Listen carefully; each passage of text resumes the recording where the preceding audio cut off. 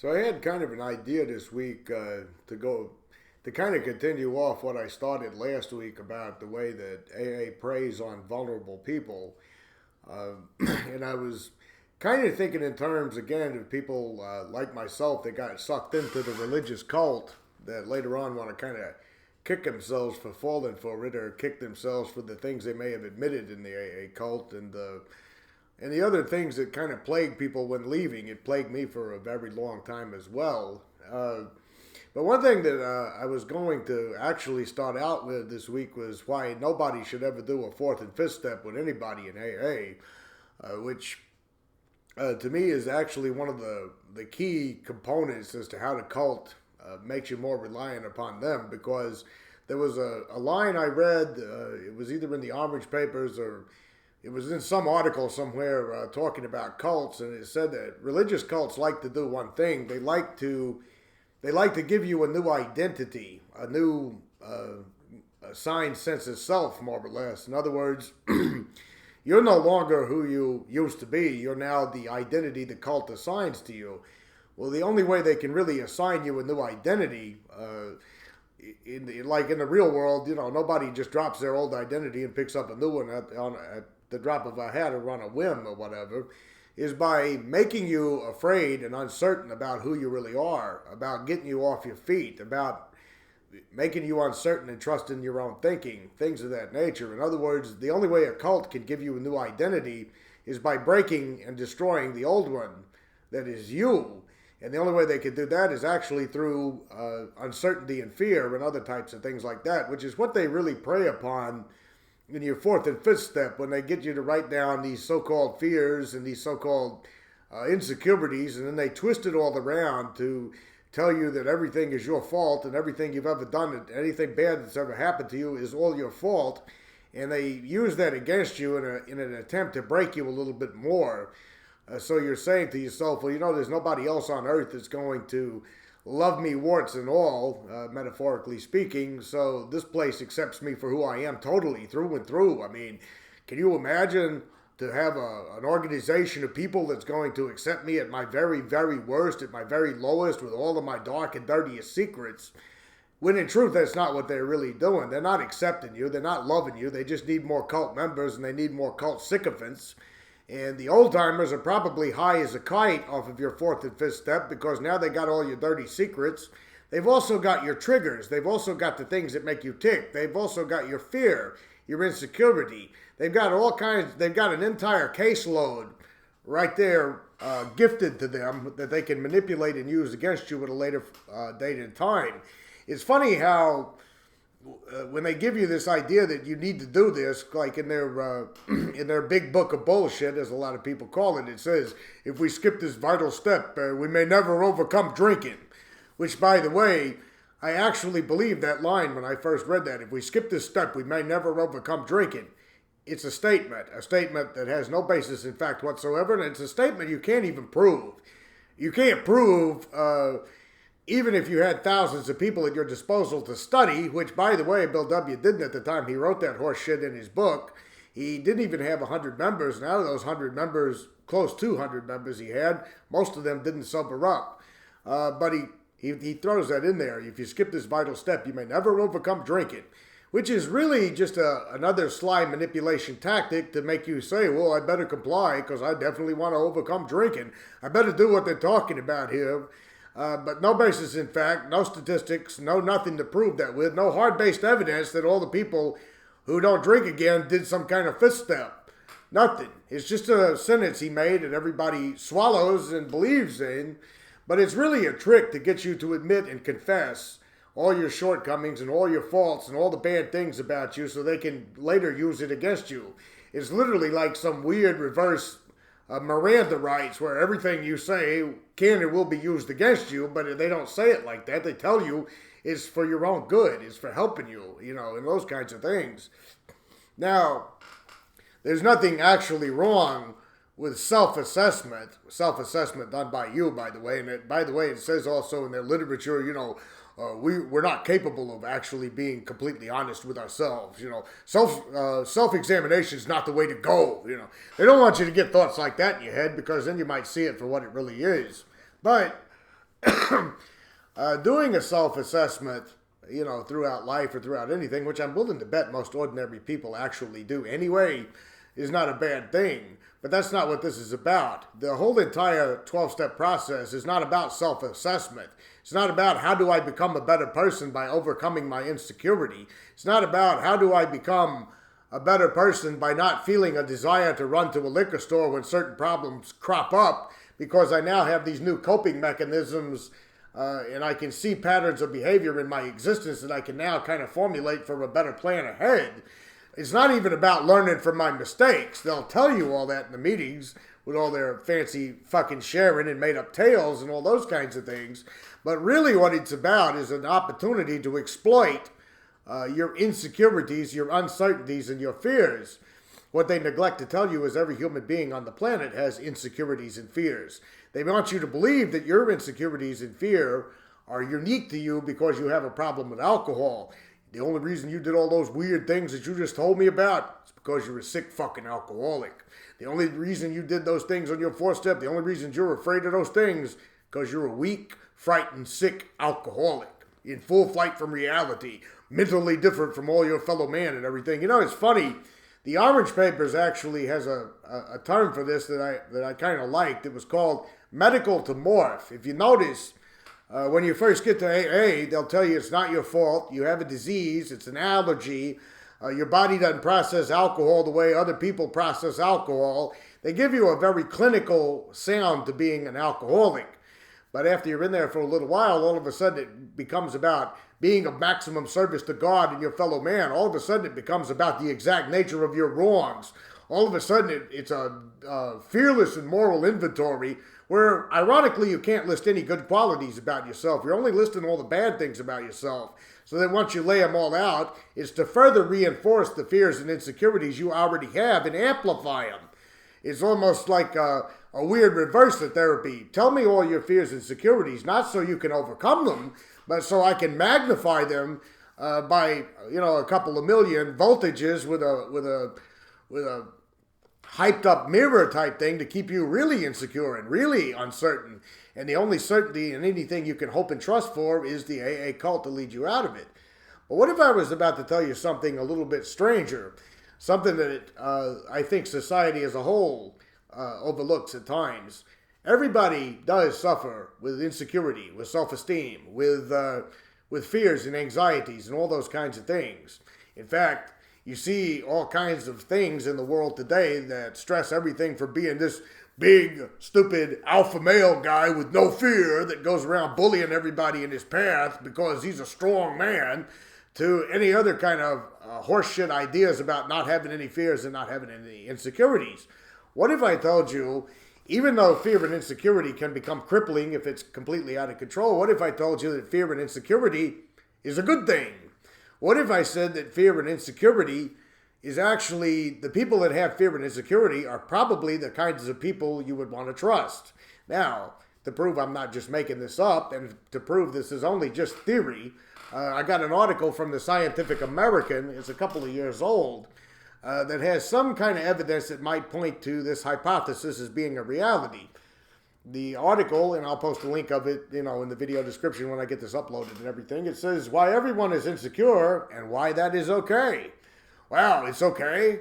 You mean after sitting in the AA cult and being told fear is the same thing as stealing, fear is just awful, alcoholics are full of fear, driven by 100 forms of fear, gotta be rid of the fear, unless God gets rid of the fear. You mean that's the wrong way to look at life? Well, who would have fucking guessed that, right? The cult is wrong again. A healthy dose of self-doubt, according to this writer, her name is Ellen Hendrickson. A healthy dose of self-doubt spurs us to monitor ourselves and our interactions and help us identify how to get along better with our fellow humans. Something that I also had not thought about when my own insecurities and fears and anxieties was being exploited. Sometimes when you monitor yourself, not to the extreme level that AA does, because when AA wants you to monitor yourself, got me a couple of notifications for text messages here, but I think it's somebody that wants to buy my house. I don't own this house, I rent it. So fuck that. But anyway, those are the beeps if it picks up on the video. But when you think about it, AA exploits your fears and insecurities to keep you in a constant state of insecurity and fear. But what if you realize that those insecurities are actually an asset to your character? Because when you stand up in front of a group of people and you say you want to make a remark or something like that, there's a part of you, while you are having that irrational phobia of what if I tell this joke and nobody laughs, there's another part of you that's saying, what if I offend somebody? What if I bother somebody? What if somebody in this room doesn't take that joke the right way? But again, there is the part of us that has this deep-seated fear inside of us. I'm saying us here. I'm talking about me on this one. That, you know, a comedian like Peter Sellers could stand up and talk about Winston Churchill saying he was looking for that telegram under the desk there, and everybody would die laughing. I could get up and tell the same joke, and nobody would laugh about it. That is there. But let's examine this from a scientific perspective for a second. We all know what it's like to feel as insecure as our email password. We know that we should raise our hands in class, but we're afraid we'll sound stupid. Happened to me when I was in class. That's been decades ago, but forget about that for a moment. But we pine silently for our crush. We pine silently for another individual that we feel as though we're in love with. But we keep a healthy distance from them because we know they're going to laugh in our faces. We want to voice our ideas in a meeting but can't find the words. And we're afraid of stumbling over those words. And we're also afraid of saying those words until we hear someone else say them first, which boosts confidence a little bit. This goes by many names. You can call it social anxiety. You can call it self-doubt or inhibition. Whatever you call it, it's insecurity. And it's a universal part of the human condition. Did I say human condition? The urge to hide starts with the perception that something is wrong with us. We're awkward. We're annoying. We're boring. We're stupid. We're losers. We're incompetent. We're a million other not good enough traits. And we think unless we can conceal these perceived flaws, it's going to become obvious to everyone who's going to judge us, reject us, and toss us. Now, I'm going to skip a couple of paragraphs here because the writer is delving into this, the statistics about this, how common this is, how many people have sought out psychiatric help for this, how certain even institutions in the field of mental health have created whole entire categories about this, but I don't feel it's really necessary to go into all of that. But then she goes on to say, and after we encounter ourselves in these situations, we go to kicking ourselves. This is stupid. Why can't I do this? What's wrong with me? Why am I such a moron? The answer? Surprise. Nothing's wrong with you. Because our perceived fatal flaws are just that. They are perceptions. But if it causes all this misery and hand-wringing, why did insecurity stick around through evolution? What use does it have? Why didn't it just fall away, like our tails, or get traded for maybe opposable thumbs or an extra digit? It turns out insecurity is not a mistake or oversight of evolution. It's necessary. Necessary? You mean fear that it ought to be in the same class as stealing, according to AA, driven by 100 forms of fear? You mean it's necessary? AA is wrong again. A healthy dose of self-doubt spurs us to monitor ourselves and our interactions. It prompts introspection and helps us identify how to get along better with our fellow humans. In short, we doubt ourselves in order to examine ourselves. And those doubts buy us a few traceable benefits. The first is propagation. In 1984, did I say that right? I hope I did. But then again, I'm a little bit afraid of making a fool out of myself here as part of my insecurity and fear. That's why I'm worried if I said that right. In 1984, developmental psychologist Cynthia Garcia Cole of the University of Puerto Rico named an inborn tendency within living organisms to withdraw from unfamiliar situations, people, and environments. She called it behavioral inhibition. This is our degree of caution when faced with new people, places, or events. And it's not just found in toddlers that cling to their mom's leg or the cats that run under the bed when company arrives. In any living organism, from bacteria to fish to modern Americans, behavioral inhibition wires us to look before we leap. It's designed to keep us safe and ultimately alive, which helps ensure our genes will survive. Which I didn't realize that fish struggle with insecurity. I mean, who knew? Goldfish, hey, I'm not as golden as the other goldfish. Maybe I'm a fucked up goldfish. To further illustrate the importance of behavioral inhibition, let's turn it on its head. This is where it gets interesting, and this is where I'm going to tie AA into this. What's the opposite of insecurity? Total confidence? Complete fearlessness? That sounds amazing. But be careful what you wish for. There's only a tiny percentage of the population that's ever achieved this dubious goal of complete confidence. No insecurity, no fear. And it's a certain word that probably a lot of people like myself would not want to be labeled with, to be honest. Psychopaths. Turns out a total lack of insecurity is actually a bad sign. It's a sign that something may be maybe gone entirely wrong. It could be a dire warning signal. Who knows? A study by, and I can't say the guy's name, he's a German guy at a university, put individuals with social anxiety disorder and criminal psychopaths through an MRI scanner. In those with social anxiety, they found the neural signature of a hair-trigger social smoke alarm, an overactive frontolimbic circuit. I didn't know I had an overactive frontolimbic circuit, but it's a good thing, apparently. In psychopaths, they found the exact opposite, an underactive frontolimbic circuit. Underactive. Additional studies, which I couldn't actually link anything further towards, have strengthened the idea that being a psychopath and having social anxiety lie on totally opposite ends of the spectrum, believe it or not.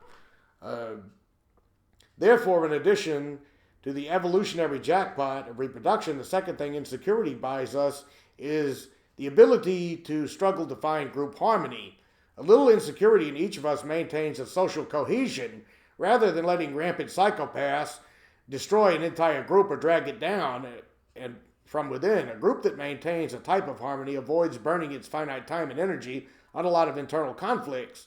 Over time, a harmonious group will outcompete those weighed down by infighting and power grabs. Indeed, playing well with others is a smarter evolutionary strategy for the group, not to mention all the individuals within it. And this is what I'm going to say about this. This is one way I think that AA takes advantage of sincere people who are honestly trying to get help for their addiction problems. Sincere people who are honestly trying to get help with their addiction problems that sometimes go along with the insanity of the dumb fucking cult religion are literally trying to bring about unconsciously or subconsciously a type of group cohesion. You're saying, well, these group of people are the people that are going to help me overcome drinking, so it's in my best interest to kind of cooperate with these people. It's in my best interest to try to play it their way as far as doing their dumb fucking steps and all of that. You're not a bad, weak person for doing that. You're kind of hardwired evolutionary-wise to do that when you go into a group. You've got the people who eventually see the group for what it is and make the right decision to walk away from it. But it's not an uncommon thing to feel pressure to say, well, I'm in this group of people to try to quit drinking, so why don't I try to get along? Why don't I try to play by their rules? Why don't I try to not upset the apple cart? The sad part about it is AA takes advantage of this. And all the psychopaths and all the narcissists and all those malignant fucking old-timers, they may not secretly know this, but it's one nice way that they have an unlimited playground of victims to choose from all the time, because they know it's going to be a lot of innocent, naive kind of people populating in the rooms that have nothing more than a desire to be accepted and fit in and go along, because they actually view the AA group, as being a good thing. They actually view the AA group as this is going to be the place that's going to help me build a new life and overcome my drinking problem. But those fucking assholes are twisting it around and manipulating it into something else. Just like their founder, Bill W., used it to exploit one woman right after the other. He used it to exploit members financially. He used it to exploit every kind of person to his own greedy fucking ends.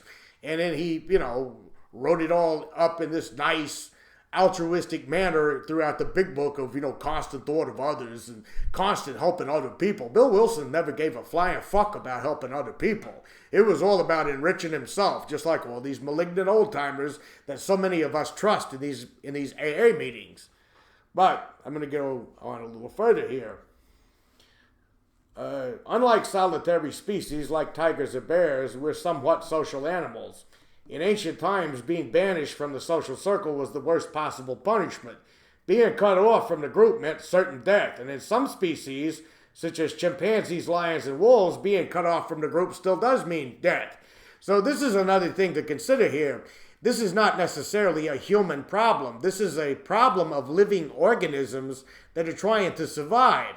So it doesn't make you a bad person to have some insecurity. It doesn't make you a bad person to have some fear and anxiety. It actually makes you a very normal person. Something AA would never want you to know. I'm going to go a little further here. I'm going to skip a couple of things here.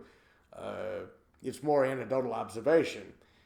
Behavioral inhibition and social anxiety are a great package deal. Who would have thought? I mean, you see it everywhere, plastered all over everything from t-shirts of Be an Army of One to No Fear to the AA cult telling you that fear is an awful thing to the whole alpha male mentality of being in prison and I'm the biggest badass here on the cell block and I'm going to beat everybody down and prove I'm the biggest badass on the cell block mentality, which, by the way, it exists more prominently with keyboard commandos, and telephone tough guys, I've noticed in the modern world, because generally the bullies of the world don't like a confrontation, and when they're in a confrontation, you would rather not end up going to jail most of the time. So a lot of people, it's not because they're cowardly when they're trying to avoid a bully.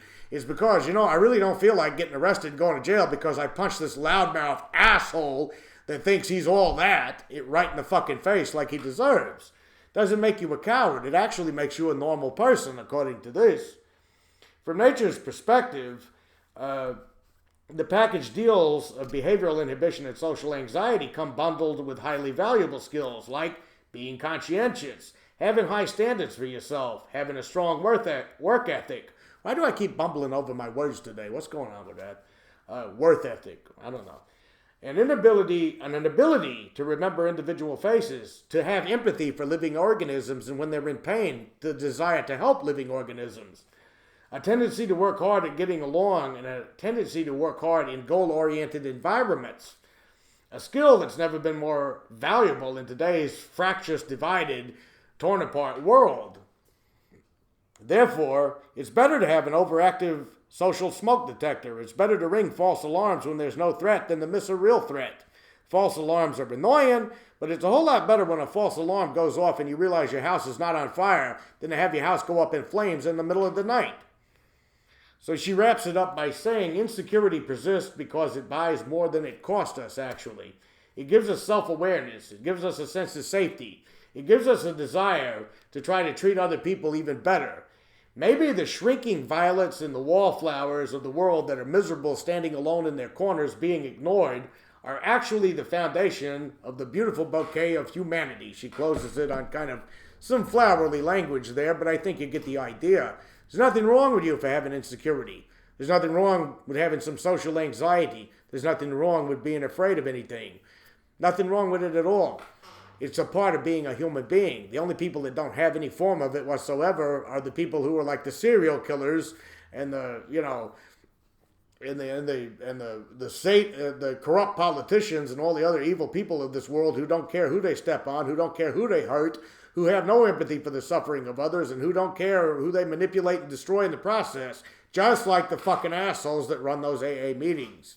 I've talked way too long on this one. I didn't expect this video to be as long as it is. I did want to almost add one little tidbit about something towards the end, but I can't kind of remember what it was at the moment. But anyway, if you're feeling a little insecure because you're not some ripped alpha male or some big badass AA old-timer, you can probably know that's because you're a good person, at least good in a subjective term of being. You're not a complete fucking asshole that everybody despises seeing and being around. There was a guy on YouTube, he's a biker guy, real tough guy, been in one of the 1% clubs and all that, and he was talking about the 5 different bikers he could not stand.